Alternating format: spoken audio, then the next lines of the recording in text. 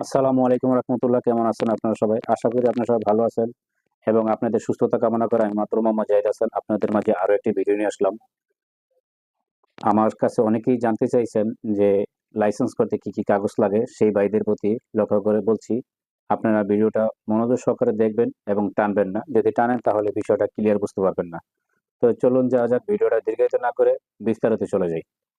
Driving licence করতে কি কি কাগজ লাগে? এটা পেশাদার হোক, অপেশাদার হোক, পেশাদার হোক অপেশাদার হোক, আমি দোনোটাই আজকে তুলে ধরতেছি, আপনারা সাথেই থাকুন। লার্নার ড্রাইভিং লাইসেন্স প্রয়োজন। প্রশ্ন জাগতে পারে যে আমি তো কখনো ড্রাইভিং করতে পারিনি, যেই ভাই না বোঝেন সেই ভাই বলতে পারেন যে তাহলে লাইসেন্স কোথায় পাবো?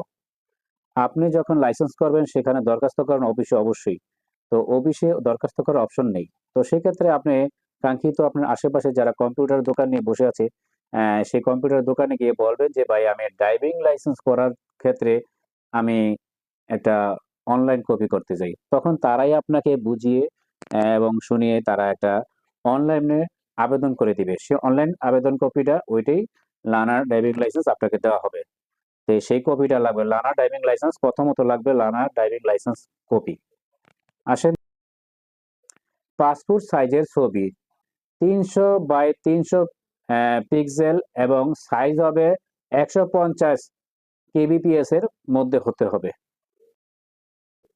এনআইডি কার্ড ফটোকপি অর্থাৎ ভোটার আইডি কার্ডের ফটোকপি।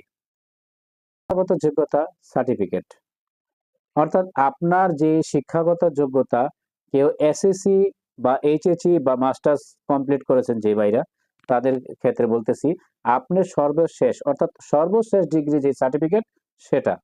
এখন প্রশ্ন জাগতে পারে যে ভাই আমি তো লেখাপড়াই করি না, তো সেই ক্ষেত্রে আমি কি করব? আপনি শুনে রাখুন ভাই, সেই ক্ষেত্রে আর হবে না। কারণ আপনার মিনিমাম অষ্টম শ্রেণীর সার্টিফিকেট লাগবে। তো যে ভাই সার্টিফিকেটের কাগজের চিন্তা ভাবনা আছেন, তো সেই ভাই ভালো করে বুঝে নিবেন। আপনার মূলত অষ্টম শ্রেণীর সার্টিফিকেট প্রয়োজন। ইউটিলিটি বিল একটা কপি দিতে হবে। ইউটিলিটি বিল, প্রশ্ন জাগতে পারে ভাই ইউটিলিটি বিলটা কি? ইউটিলিটি বিলটা হলো আহ, কারেন্ট বিল বলেন বা বিদ্যুৎ বিদ্যুৎ বিল, কারেন্ট বিল, টেলিফোনের বিল বা পানির বিলের কাগজ, এটা একটা কপি দিলেই হবে। প্রকৃত মেডিকেল সার্টিফিকেট, আপনি যদি পুরনো ড্রাইভিং লাইসেন্স থাকে সেটার ফটোকপি, আর যদি না থাকে তাহলে প্রয়োজন নেই।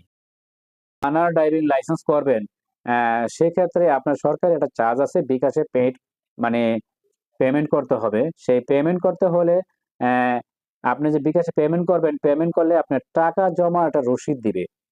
সেই রসিদটা ফেলে দিবেন না, ওই রসিদটা আপনাকে সাথে জমা দিতে হবে। এবার আসবেন রিটার্ন ভাইবা পরীক্ষা দিতে হবে আপনাকে।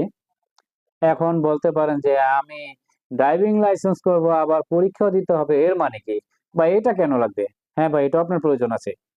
আপনি যে এটা করবেন, আপনি ভাইবা রিটার্ন পরীক্ষা দিবেন, সেইটার উপর ভিত্তি করে আপনাকে একটা আহ, পুলিশ ভেরিফিকেশন একটা কপি দিবে, সেই কপিটাও এই সাথে জমা দিতে হবে।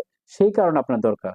তো যাই হোক, আমি যে কথাগুলো বললাম, আহ, এই পর্যন্ত 9টি কাগজের কথা বলেছি, ঠিক আছে? তো এই কাগজগুলো আপনি সঠিকভাবে জেনে, ভিডিওটা না টেনে ভালো করে দেখে ভিডিওটা আপনি বুঝে শুনে পরে আপনি কাজে আগান, এতে আপনি সাকসেস হতে পারবেন।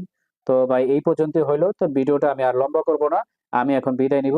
তো আপনারা সবাই সুস্থ থাকবেন, ভালো থাকবেন এবং লাইক কমেন্ট শেয়ার ও সাবস্ক্রাইব করবেন, যেন পরবর্তী ভিডিও যেন দিলে আপনি সাথে সাথে পেয়ে যান। সেই ক্ষেত্রে আপনাদের সুস্থতা ও সবাইকে ধন্যবাদ জানিয়ে আজকের মতো আমি মাদবর মোহাম্মদ জাহিদ হাসান বিদায় নিছি। সবাই ভালো থাকবেন, সুস্থ থাকবেন। আল্লাহ হাফেজ।